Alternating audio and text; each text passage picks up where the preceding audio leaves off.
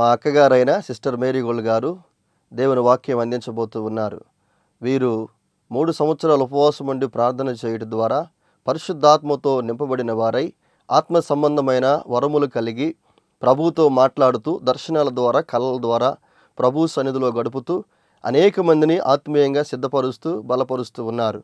వీరు ప్రార్థన చేసి దర్శనాలను కలభావాలను తెలుసుకొని అనేక మందికి తెలియచెప్పి అనేక మంది పట్ల దేవుని యొక్క చిత్తం ఏ విధంగా ఉందో ప్రార్థన ద్వారా వారు తెలుసుకొని అనేక మందితో పంచుకుంటూ అనేక మందిని బలపరుస్తూ దేవుని సన్నిధిలో బహుబలంగా వాడబడుతున్న దైవజనులు. వీరి వాక్యాన్ని ఇప్పుడు విందాం. వాక్యంలో నుండి ఎన్నో విషయాలు ప్రభు మనతో మాట్లాడతారు.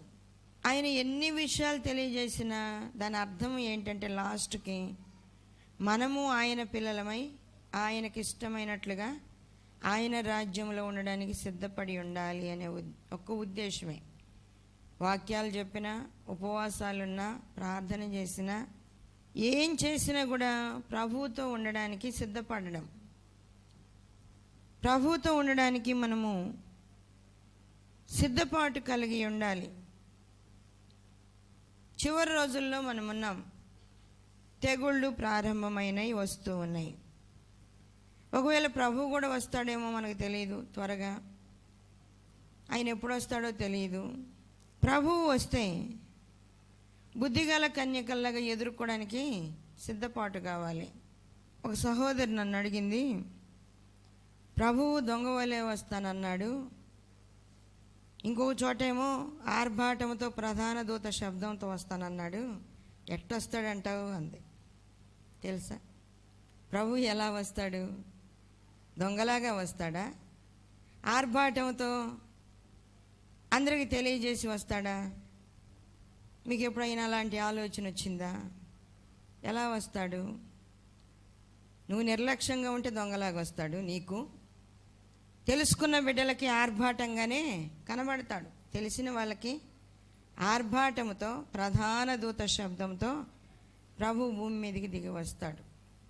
నేను అన్నాను, రెండు నీకు తెలుసు కదా, ఆర్భాటంతో వస్తాడని తెలుసు, దొంగలాగా వస్తాడు. ఎట్టొచ్చినా కానీ సిద్ధపడి ఉండరాదా? ప్రాబ్లం ఏంటి అన్నా నేను. ఎలా వచ్చినా ఒకవేళ దొంగలాగా వచ్చాడు అనుకో, ఆయన వెనకబడి వెళ్ళిపోవడానికి సిద్ధంగా ఉండు. ఒకవేళ ఆర్భాటంతో వచ్చినట్టు నీకు కనబడితే అలాగైనా వెళ్ళిపోవచ్చు కదా. 2 విధాలు నీకు తెలుసు. తెలిసిన తర్వాత ఎలా వచ్చినా కూడా సిద్ధపడి ఉండొచ్చు, ప్రాబ్లం లేదు. అందుకే మనము దేవుని విషయాలను, వాక్యాన్ని ధ్యానం చేసేటప్పుడు, వినేటప్పుడు ఆయనకు లోబడి జీవించడం నేర్చుకోవాలి.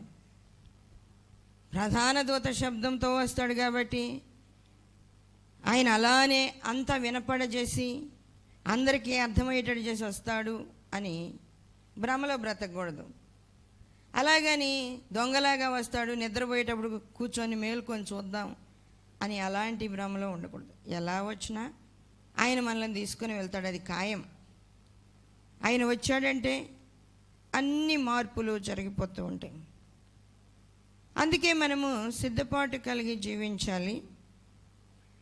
ప్రభువు మన హృదయాలు తెరచి మనకి రక్షణ భాగ్యాన్ని ఇచ్చి, మారు మనసునిచ్చి, శరీరం మార్చడం కాదు కానీ మనసు మార్చి, మారు మనసునిచ్చి, రక్షణనిచ్చి, మన ప్రాచీన స్వభావం నుండి మనల్ని విడిపించి, అన్నీ మన ఎదురుగా పెట్టి, ఇక్కడి నుంచి నువ్వు కొనసాగు, నువ్వే తీసుకో, నువ్వే ఆలోచించుకో, నువ్వే వాక్యం విను, నువ్వే వాక్యం చదువుకో, నువ్వేమి చిన్నపిల్లోడివి కాదు, చిన్న పాపవు కాదు, ఇంకా నీకు అర్థం కాలేదంటానికి లేదు, ఇవన్నీ నువ్వు చూసుకొని చదువుకొని కొనసాగు అని ప్రభు అన్నీ మన ఎదురుగా పెట్టారు. అయితే వాక్యంలో ఉన్నట్టుగా ఒక్కొక్క స్టెప్ మనం ఎక్కాలి, ఒక్కొక్క అనుభవంలోనికి మనం రావాలి. ఆత్మ సంబంధమైన ఆలోచన గ్రహింపు కలిగి జీవించాలి. రక్షించబడ్డ మనము, స్వస్థపరచబడ్డ మనము, వాక్యాన్ని ఎరిగిన మనము, ప్రార్థన చేయడం ఎరిగిన మనము, ఉపవాసాలు ఉండడం నేర్చుకున్న మనము వాటిలో కంటిన్యూగా కొనసాగాలి. పరలోకంలో ఎలాంటి మార్పు లేదు. దేవుని ఎదురుగా అందరూ దేవుణ్ణి స్తుతించే వాళ్ళే, దేవుణ్ణి ఘనపరిచే వాళ్ళే. అక్కడ నటించడానికి ఏమాత్రం అవకాశం లేదు, నటనకు చోట్లేదు అక్కడ. నువ్వు నటిస్తానంటే అసలు ఆయన ఇక్కడే ఫిల్టర్ వేసి నటన లేని వాళ్ళని అక్కడ తీసుకెళ్తుంది. నటించే వాళ్ళని ఆయన సన్నిధికి రానివ్వడు. వేషధారణ అనేది ఆయనకి నచ్చదు. అందుకే పరలోక రాజ్యంలో ఒకే విధంగా ఉంది, కానీ భూమి మీద ఉన్న మనుషుల్లోనే మార్పు వస్తుంది. మారు మనసు పొందిన రోజున్న భక్తి ప్రార్థన తర్వాత రోజుల్లో లేదు. మారు మనసు పొందినప్పుడు చాలా భక్తి, చాలా వినయం. కానీ పాత నిబంధన భక్తులను చూస్తే వాళ్ళు చాలా దేవునికి దగ్గరగా ఇష్టకరంగా జీవించేవాళ్ళు. పరలోక రాజ్యం వాళ్ళకి సమీపంగా ఉంది. ఆదాము హవ్వలు దేవునితో మాట్లాడే అనుభవం కలిగి ఉన్నప్పుడు దేవుడు వాళ్ళ దగ్గరకు వచ్చి మాట్లాడేవాడు. ప్రతిరోజు చల్లపూట వచ్చి దేవుడు మాట్లాడేవాడు. అలా మాట్లాడుతూ మాట్లాడుతూ మాట్లాడుతూ ఒకరోజు ఆ కనెక్షన్ కట్ అయిపోయింది. దేవునికి విరోధంగా వాళ్ళు ఆజ్ఞను అతిక్రమించారు. ఆజ్ఞను అతిక్రమించగానే దేవుడు రావడం ఆగిపోయింది. ఆయన వాళ్ళకి చేయాల్సిన మర్యాదలన్నీ చేసేసి, ఇదిగో దిగంబర్లుగా ఉన్నామన్నారు కదా, ఇదిగో మీ బట్టలు మీకు గుట్టించాను, మీరు ఇంక పొలం పంట వేసుకొని కష్టపడి ఇక తినండి, వంట అది పండించుకొని, అంతేగాని ఈ ఏదేను వనంలో ఉండి నేను మళ్ళీ రోజు వచ్చి మాట్లాడతానని అలాంటి ఆలోచనలు ఉండబాకండి, మీకు నాకు గ్యాప్ వచ్చేసింది అన్నాడు ప్రభు.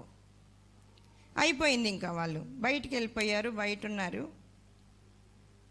బయటనే దేవుని ఆలోచన కలిగి ఉన్నారు, కానీ పరిపూర్ణంగా ప్రార్థనాత్మ వాళ్ళలో లేదు. ఎందుకంటే ఎవరైనా దేవుని మందిరానికి రావడం 2-3 వారాలు గ్యాప్ వచ్చిందనుకోండి, ప్రార్థన తగ్గిపోద్ది. మీకు తెలియదు ఆ విషయం.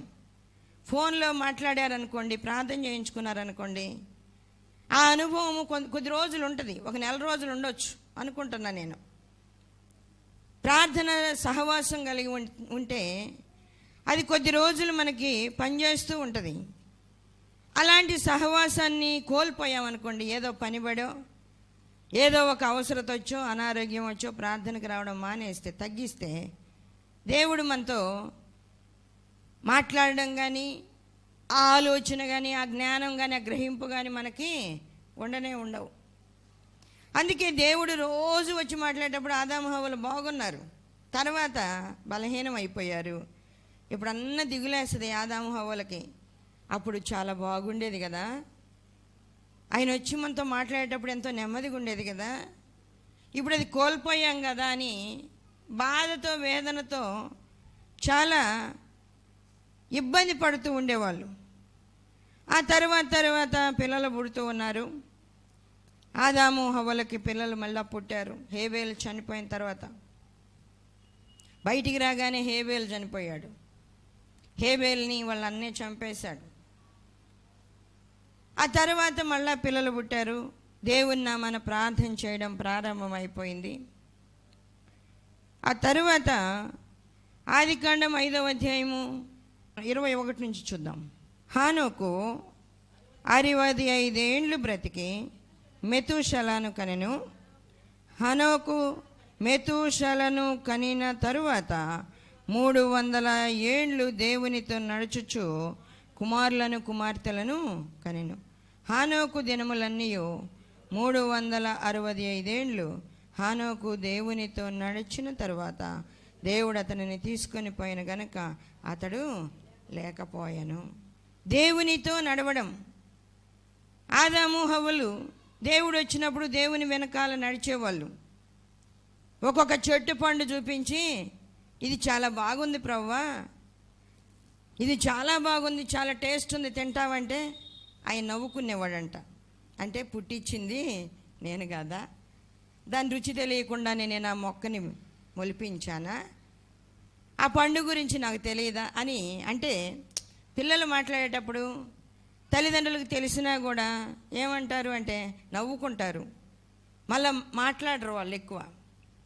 అలాంటి అనుభవము ఆదాము హవ్వలకు ఉంది. వాళ్ళు కోల్పోయిన తర్వాత వాళ్ళ పిల్లలలో నుండి హానోకు మళ్ళా దేవునితో నడిచాడు. ఒక సహోదరి చెప్తూ ఉంది, ఏమని అంటే, మా నాయనమ్మ నాకు స్టోరీలు చెప్పేది. ఆ స్టోరీలో ఏం చెప్పేది అంటే, పరలోక రాజ్యం అంటే ఇక్కడే ఉండేదంట, పైన దగ్గరగా, అంటే చాలా దగ్గరగా ఉండేది. ఆ తరువాత దేవుడు అక్కడే ఉండి చూస్తూ ఉంటే మనుషులు రోజు రోజుకి మారిపోయి మురికి పనులు, మురికి మాటలు, చెడ్డగా ప్రవర్తించడం ప్రారంభించారు. ఆ తర్వాత అంట దేవుడు ఒక్కసారి పైకి తీసుకుని వెళ్ళిపోయాడంట. అంతేననుకుంటా నేను కూడా. ఆదాము హవ్వలు ఉన్నప్పుడు దేవుని సన్నిధికి దగ్గరగా ఉండేవాళ్ళు, దేవుని సన్నిధి దగ్గరగా ఉండేది. హానోకు దేవునితో నడుచుకుంటూ వెళ్ళిపోతూ ఉంటే దేవుడు ఆయనను తీసుకొని పోయాడు. అంటే దేవునితో నడవడము అనే అనుభవము ఆ రోజుల్లో వాళ్ళకు ఉండేది. దేవునితో నడవడం ఒక ప్రత్యేకమైన అనుభవంలాగా కాకుండా సొంత పిల్లల్లాగా చేయి పట్టుకొని నడిచేవాళ్ళు, ఎమ్మడిపడిపోయేవాళ్ళు. హానోకు దేవునికి ఇష్టకరంగా ఉన్నప్పుడు దేవునితో మాట్లాడుకుంటూ వెళ్తూ ఉండగానే, ఇదిగో హానోకు మా ఇల్లు వచ్చింది కానీ నువ్వు వెళ్ళిపో అంటే, లేదులే అయ్యా, నేను కూడా మీ ఇంటికి వస్తాలే అని చెప్పి వెళ్ళిపోయి ఉంటాడు. ప్రభు నాతో మాట్లాడుతూ కూడా అన్నాడు. అప్పుడు ఎలా ఉండేదంటే, ఒక అడుగు అవతలకి వేస్తే పరలోకంలాగా, ఆ అడుగు మళ్ళీ వెనక్కి తీసుకుంటే భూలోకంలాగా అలానే ఉండేది. ఇప్పుడున్నంత దూరం ఉండదు. ఇప్పుడు ఏంటి అంటే, మనుషుల స్వభావం మారిపోయినందున ఆ యొక్క కనెక్షన్ కూడా దూరం అయిపోయింది, ఆ సంబంధ బాంధవ్యాలు దూరం అయిపోయినాయి. హానోకు దేవునితో నడిచాడు, దేవుడు ఆయనను తీసుకొని పోయాడు. ఆ తర్వాత కనబడలేదు, కానీ ఎవరికి కూడా ఆలోచన లేదు, ఎక్కడికి వెళ్ళిపోయాడు, ఆయన దగ్గరికి మనమే వెళ్దాం, ఇక కనబడకుండా పోయాడే, దేవుని దగ్గరికి వెళ్ళిపోయాడే. రోజు ఒక ఆయన వచ్చి మాట్లాడుకుంటూ తిరుగుతూ ఉండేవాళ్ళు, ఈరోజు ఇద్దరు లేకుండా పోయారే, ఏం లేదు ఆలోచన. అలాగే దేవునితో నడవడము అనే అనుభవము, దేవుని సన్నిధిలో ఉండడం అనేది, దేవునితో మాట్లాడడం అనేది పాత నిబంధన భక్తులకు ఉంది, చాలా దగ్గరగా ఉండేవాళ్ళు. ఆ తరువాత హనోకు తర్వాత భూమి మీద మరలా దేవుడు మనుషులను పరిశీలనగా చూచినప్పుడు వాళ్ళ తప్పులన్నీ కనబడుతూ ఉంటే 6వ అధ్యాయంలో చెప్తున్నాడు ఆయన, నరుల చెడుతనము భూమి మీద గొప్పదని. వాళ్ళ హృదయం యొక్క తలంపులు, ఆలోచనలు చెడ్డగా కనబడ్డాయి. ఆ తరువాత మనుషులందరినీ పరిశీలనగా చూసినప్పుడంట, నోవాహు ఒక్కడే దేవునికి ఇష్టడుగా నీతిమంతుడుగా కనబడ్డాడంట. నోవాహు దేవునికి ఇష్టడుగా కనబడ్డాడు, నీతిమంతుడిగా కనబడ్డాడు. 6వ అధ్యాయం 8వ వచనంలో చూస్తే, అయితే నోవాహు యెహోవా దృష్టి యందు కృప పొందినవాడాయను. నోవాహు యెహోవా దృష్టి యందు కృప పొందినవాడాయను. నోవాహు వంశావళి ఇదే, నోవాహు నీతిపరుడును, తన తరములో నిందారహితుడనై ఉండెను. నోవాహు దేవునితో కూడా నడచినవాడు. నోవాహు దేవునితో కూడా నడిచినవాడు. అంటే దేవుడు అన్ని అనుభవాలు ఇచ్చాడు. ఆదాము హవ్వలు ఆజ్ఞను మీరినప్పుడు వాళ్ళని బయటికి పంపించాడు. హానోకు దేవునితో నడుస్తూ దేవునికి ఇష్టకరంగా జీవిస్తే పరలోకానికి కూడా తీసుకుని పోయాడు. నోవాహు నీతిపరుడై ఉండి దేవుని యందు భయభక్తులు కలిగి ఉండి ఆ తరము వారిలో చాలా మంచివాడుగా ఉంటే అతన్ని దేవుడు తీసుకొని పోలా, నడిచినా కూడా, నడుస్తూ ఉన్నా కూడా దేవుడు తీసుకొని పోకుండా నోవాహు ద్వారా ఈ భూమి మీద కొన్ని కార్యాలు జరిగించాడు. నోవాహు ద్వారా కొన్ని కార్యాలు జరిగించాడు. నీతిపరుడుగా ఉన్నాడు, యెహోవా కృపను పొందినవాడు. నోవాహు నీతిపరుడును, తన తరములో నిందారహితుడునై ఉండెను. నోవాహు దేవునితో కూడా నడిచినవాడు. దేవునితో కూడా నడిచినవాడు. వాళ్ళందరిలో చూస్తే అబ్రహాము దేవునితో నడిచినవాడే, నోవాహు దేవునితో నడిచినవాడే, అబ్రహాము దేవునితో నడిచినవాడే, ఇస్సాకు దేవుని సన్నిధిలో ధ్యానము చేస్తూ దేవునితో గడిపినవాడే, యాకోబు దేవునితో పెనుగులాడినవాడే. వీళ్ళందరూ నడిచిన వాళ్ళైతే ఆయన ఏకంగా పెనుగులాడాడంట. తెలుసా, నువ్వు నన్ను దీవించితే కానీ నేను నిన్ను వదిలిపెట్టను, అసలు వదిలే ప్రసక్తే లేదు, ఏమన్నా చేసుకున్నాక అనవసరం, నువ్వు నన్ను దీవించే నువ్వు నన్ను దీవించి వెళ్ళిపోవాలి, కానీ దీవించకుండా ఒక అడుగు కూడా వేయడానికి వీల్లేదు. అలాంటి పట్టుదల కలిగిన ప్రార్థన ఎవరిలో ఉంది? ఎవరు అలాంటి ప్రార్థన చేస్తున్నారు?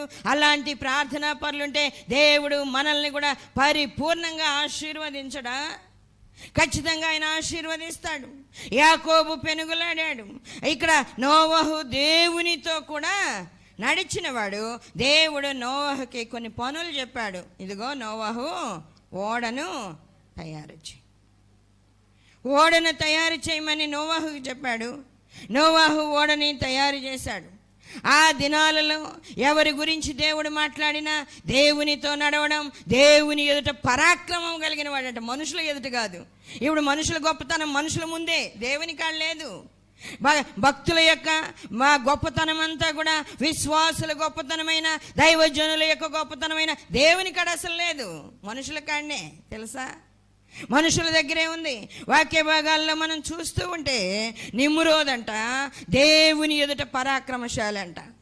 ఆదికాండం 10వ అధ్యాయం 8వ వచనంలో మనం చూస్తే కూషు నిమ్రోదును కనెను, అతడు భూమి మీద పరాక్రమశాలి అయి ఉండుటకు ఆరంభించెను. అతడు యెహోవా ఎదుట పరాక్రమము గల వేటగాడంట. యెహోవా ఎదుట అంటే ఎట్టుంటుంది అది? యెహోవా ఎదుట పరాక్రమము గల వేటగాడు. దావీదు తమ్ముడు గురించి చెప్తూ, ఆషాహేలని అతని గురించి చెప్తూ, అతడంట కొండలని గుట్టలని ఆ లేడి కంటే వేగంగా పరిగెత్తి దేవుని ఎదుట బహు వేగం కలిగిన వాడంట. తెలుసా? మనకి ఎలాంటి పేరుంది? దేవుని ఎదుట కాదు కానీ చాటుగా ఎన్ని కుట్రాలైనా చేయొచ్చు, ఎన్ని మోసాలైనా చేయొచ్చు, ఎవరో చూడకుండా ఎన్ని మాటలైనా మాట్లాడుకోవచ్చు, అది మనకున్నది.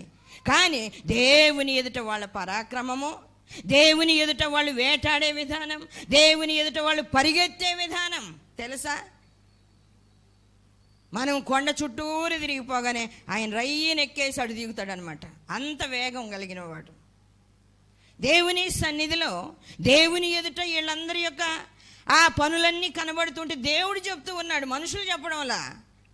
మనుషులు చెప్పేవి కాదు ఇవి, దేవుని ఎదుట జరిగిన కార్యాలు దేవుడు మాట్లాడుతూ ఉన్నాడు. నోవహు దేవుని దృష్టిలో యథార్థంగా ఉన్నాడు. హానోకులాగా నోవహు కూడా దేవునితో నడిచిన వాడే, కానీ నోవహుని తీసుకెళ్ళలేదు దేవుడు, హానోకును మాత్రమే తీసుకెళ్ళాడు. ఆ తరువాత వాక్య భాగాల్లో మనం చూస్తూ ఉంటే అబ్రహామును దేవుడు ఎంతగానో ప్రేమించాడు. అబ్రహాముని ప్రేమించి అబ్రహాముతో మాట్లాడడం ప్రారంభిస్తే అబ్రహాము చాలా విషయాలు దేవునితో మాట్లాడాడు. ఇదిగో అబ్రహామా, సొదొమ గొమొర్రా పట్టణాలను నేను నాశనం చేయబోతున్నాను అన్నప్పుడు లోతు జ్ఞాపకానికి వస్తే దేవునితో అబ్రహాము మాట్లాడుతూ ఉన్నాడు. అబ్రహాము దేవునితో మాట్లాడుతూ ఉన్నాడు. వాక్య భాగంలో ముందుగా మనం చూస్తే వాక్యంలో ఏమని వ్రాయబడింది అంటే 18వ అధ్యాయం, ఆదికాండం 18వ అధ్యాయము 17వ వచనం చూద్దాం. అప్పుడు యెహోవా, నేను చేయబోవు కార్యము అబ్రహామునకు దాచదనా? అబ్రహాము నిశ్చయముగా బలము గల గొప్ప జనమగును, అతడి మూలముగా భూమిలోని సమస్త జనములను ఆశీర్వదించబడును. ఎట్లనగా యెహోవా అబ్రహామును గూర్చి చెప్పినది అతని కలుగజేయినట్లు తన తరువాత తన పిల్లలను తన ఇంటి వారును నీతి న్యాయములు జరిగించుచు యెహోవా మార్గమును గైకొనుటకు అతడు వారికి ఆజ్ఞాపించునట్లు నేను ఇప్పుడు ఎరిగొన్న అబ్రహాముని. తెలుసా? అబ్రహాము ఎలాంటి వాడో తెలుసా? అతని పిల్లలు నీతి న్యాయములు జరిగించేటట్లుగా వాళ్ళకి ఆజ్ఞాపించి జరిగిస్తాడు. అందువలన అబ్రహాముని నేను ఎరిగి ఉన్నా.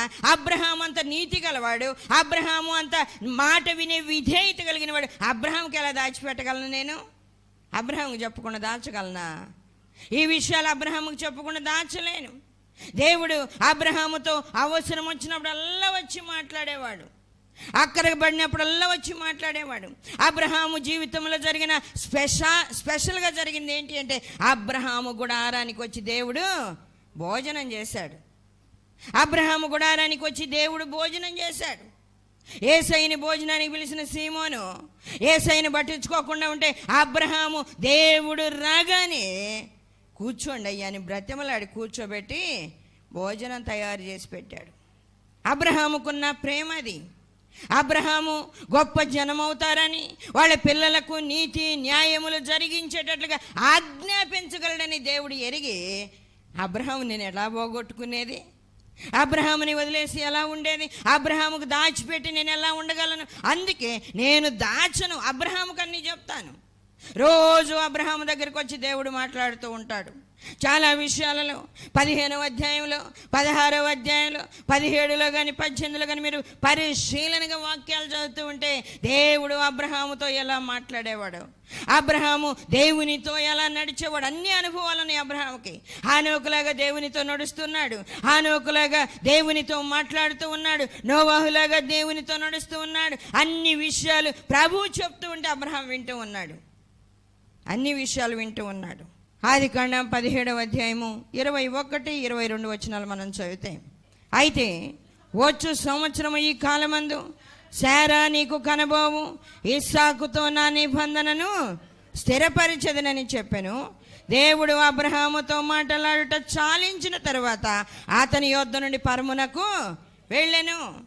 చాలించిన తరువాత అబ్రహాం దగ్గర నుంచి దేవుడు పరలోకానికి వెళ్ళిపోయాడు. ఏం అబ్రహాం అడగలేదేమో, నువ్వు వెళ్ళిపోతున్నావేంది, నన్ను తీసుకొని పోవా, మీ ఇంటిలోనికి నన్ను తీసుకొని పోవా, హానోకు మీతో నడిచినప్పుడు తీసుకొని వెళ్ళిపోయారు కదా, ఇప్పుడు దాకా నాతో మాట్లాడావు కదా, నువ్వు వెళ్ళిపోతే ఏంటి, నన్ను కూడా తీసుకెళ్ళి చూయించరాదా, లేకపోతే అక్కడ ఉంచుకోవడం నీకు ఇష్టమైతే ఉంచుకోరాదని అబ్రహాం అడిగినట్టు లేదు, అబ్రహాం నువ్వు కూడా రమ్మని దేవుడు పిలిచినట్టుగా కూడా లేదు. మాట్లాడుతూ ఉన్నాడు, వెళ్ళిపోతూ ఉన్నాడు, వస్తున్నాడు, మాట్లాడుతున్నాడు, వెళ్ళిపోతున్నాడు. వాక్య భాగాల్లో మనం చూస్తూ ఉన్నాం. వాక్యంలో నుండి అబ్రహాముతో దేవుడు మాట్లాడాడు. అబ్రహామునకు ఏ విషయమైనను దాచిపెట్టడం దేవునికి ఇష్టం లేదు. బాగా ప్రేమించిన స్నేహితులకి ప్రతి విషయాన్ని చెప్తారు.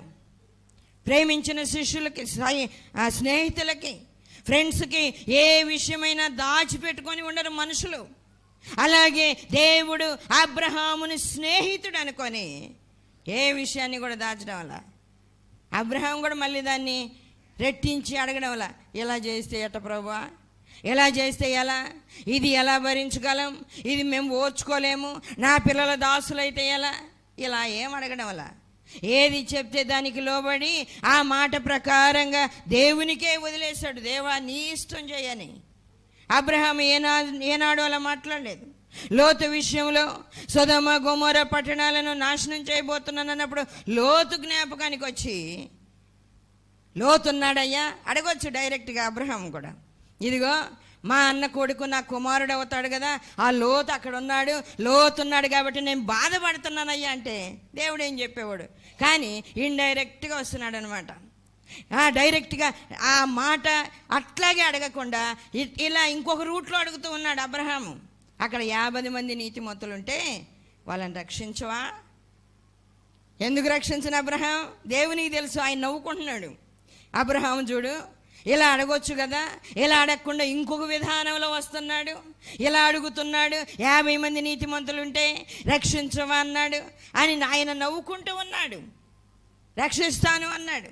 వాక్య భాగంలో మనం చూస్తే 33వ వచనము 18:33, యెహోవా అబ్రహాముతో మాట్లాడుట చాలించి వెళ్ళిపోయాను, అబ్రహాము తన ఇంటికి తిరిగి వెళ్ళాను.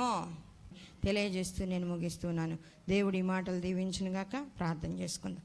మహాగణుడు వగు తండ్రి, పరిశుద్ధుడు అయిన దేవా, మీకే వందనాలు, స్తోత్రాలు, స్తోత్రాలు, స్తోత్రాలు, స్తోత్రాలు, స్తోత్రాలు. సర్వశక్తి కలిగిన దేవా, పూజ్యనీయుడ, ఘనుడ, మీకే వందనాలు తండ్రి. ఎంత నమ్మదగిన దేవుడవు, దయాళుడవు ప్రభా, క్షమించుటకు సిద్ధమైన మనసు గలవాడవు. ఇదిగో అవకాశాన్ని ఇచ్చారు మాకు, ఎంతో ఆయుష్ని ఇచ్చారు ప్రభా. ఎన్నో సంవత్సరాలు మా జీవితంలో గడిచిపోతూ ఉన్నాయి. ఎందుకు ఈ సంవత్సరాలన్నీ మాకు ఇచ్చారు అంటే మీరు చెప్పారు, నా కొరకు సిద్ధపడడానికి, సమయం అంతా మీరు వినియోగించుకోవడానికి అని చెప్పిన మాటను బట్టి వందనాలు. అవును ప్రభా, మీరు మాకు ఇచ్చిన ఆయుష్ని వినియోగించుకొని మేము మీకు లోబడాలి ప్రభా, మీ చిత్తము నెరవేర్చాలి. ఇదిగో నాయనా, మీరు నాయనా హానోకుని ప్రభా మీతో నడుస్తూ ఉంటే తీసుకుని వెళ్ళిపోయారు. నాయన నోవహు మీతో నడిచిన వాడే, అబ్రహాము మీతో నడిచిన వాడే. ప్రభు ఇదిగో నాయన క్రొత్త నిబంధనలో మీరు వలలు గడుక్కుంటున్న వాళ్ళని చూచి పిలిచారు. దేవుని రాజ్యం సమీపించిందని నలుగురు మిమ్మల్ని వెంబడించేశారు ప్రభా. ఆ మాటతోటే వచ్చేసారు నాయన. ఇదిగో ప్రభా, బాప్తిస్మం ఇచ్చి యోహాను ఇదిగో లోక పాపములను మోసుకొని పోవు దేవుని గొర్రెపిల్ల అనగానే యోహాను దగ్గర ఉన్న వాళ్ళు ప్రభా మిమ్మల్ని ఎలా వెంబడించారు, అలాగే ఒక్కొక్క అనుభవంలో ఒక్కొక్క మెట్టెక్కుతూ ప్రభా వాక్యము ద్వారా నేర్చుకుని నాయన, ప్రార్థనలో నేర్చుకొని, దైవజనుల ద్వారా నేర్చుకొని, చివరికి మీ పాదాల దగ్గర కూర్చొని మీ దగ్గర నేర్చుకోవడానికి కృపదయ చేయండి. మీ బిడ్డల పక్షంగా మీరుండండి. ఇంతవరకు నాయన మీరుండి మాట్లాడినందుకు స్తోత్రాలు నాయన. నా తండ్రి ప్రభు, అనారోగ్యంతో ఉన్న బిడ్డలను ముట్టండి. నెమ్మది లేని వారికి నెమ్మది దయచేయండి. ఈ క్రొత్త సంవత్సరంలో ప్రభు జీవితాలు క్రొత్తవిగా మార్పు చెందడానికి కృప దయచేయండి. దురాత్మల చేత పీడించబడుతున్న వారికి విడుదల దయచేయండి నాయన. ఇదిగో ఇంకా బాధలు పోలేదు, కష్టాలు పోలేదని పగలు రాత్రి రేయింబోళ్ళు ఏడుస్తూ ఉన్న వాళ్ళని చూడండి ప్రభా. వాళ్ళని ధైర్యపరిచి లేవనెత్తండి నా తండ్రి. మీకే వందనాలు, స్తోత్రాలు ప్రభా. లోకములో ఉన్నవన్నీ ప్రభా నిష్ప్రయోజనమైనవని, ఒక దినాన వాటిని విడిచిపెట్టవలసి వస్తుంది అని గ్రహింపగలిగిన వారై మీ బిడ్డలందరూ మీకు లోబడి జీవించడానికి కృప దయచేయండి. లోక సంబంధమైన వాటి మీద ఉన్న లోకాశలని తొలగించండి. ధనం మీద, బంగారం మీద, వస్త్రాల మీద, గృహాల మీద, భూ సంబంధమైన వాటి మీద ఉన్న మనసు తీసేయండి ప్రభా. మీ మీదనే మనసు పెట్టుకొని, మీ మీదనే ఆనుకొని, మీ ఆత్మతోనే నింపబడి మీ ముఖ దర్శనం చేసుకునేటట్లుగా ప్రతి బిడ్డను మలచండి ప్రభా. నాయన ఇదిగొన్న తండ్రి, సంవత్సరంలో ప్రతి బిడ్డ పట్ల మీ కార్యాలు జరిగించండి. ప్రతి గృహానికి మీ ఆశీర్వాదాలు దయచేయండి. వివాహం జరిగిన వారికి వివాహాలు జరిగించండి. ఉద్యోగాలు లేని వారికి ఉద్యోగాలు ఇవ్వండి. కుటుంబాలు నైనా విడిపోయిన కుటుంబాలన్నీ ఈ సంవత్సరంలో కలవడానికి కృప దయచేయండి తండ్రి. మీకే వందనాలు. ఆత్మ సంబంధంగా బలహీనులుగా ఉండి నేను ఎప్పుడు ప్రభువుతో పరిపూర్ణంగా సహవాసం కలిగి ఉంటానని ఏడుస్తూ బాధపడుతూ ఉన్న వాళ్ళకి అట్టి అనుభవం దయచేయండి. మీరు మాట్లాడండి ప్రభా. మీ ముఖ దర్శనాన్ని దయచేయండి తండ్రి. దావీదు మీ ముఖ దర్శనంతో తన ఆశను తీర్చుకుంటున్నానని చెప్పినట్టుగా నాయన ఆశ కలిగిన ప్రాణాలకు వాటి దర్శనాన్ని దయచేసి మీరే మహిమా ఘనత పొందమని మీకు అప్పగించుకుంటూ, ప్రతి బిడ్డను ప్రతి కుటుంబాన్ని మీకు అప్పగించుకుంటూ యేసయ్య అతి పరిశుద్ధ నామములో అడుగుచున్నాము తండ్రి, ఆమేన్. మరిన్ని వివరముల కొరకు మమ్మలను సంప్రదించవలసిన చిరునామా marigold foundation, holy spirit church, Vishwanathapuram, Podili, Prakasam జిల్లా, పిన్ కోడ్ 523240. మా ఫోన్ నెంబర్స్ 8500084841, మరి ఒక ఫోన్ నెంబర్ 8500084841.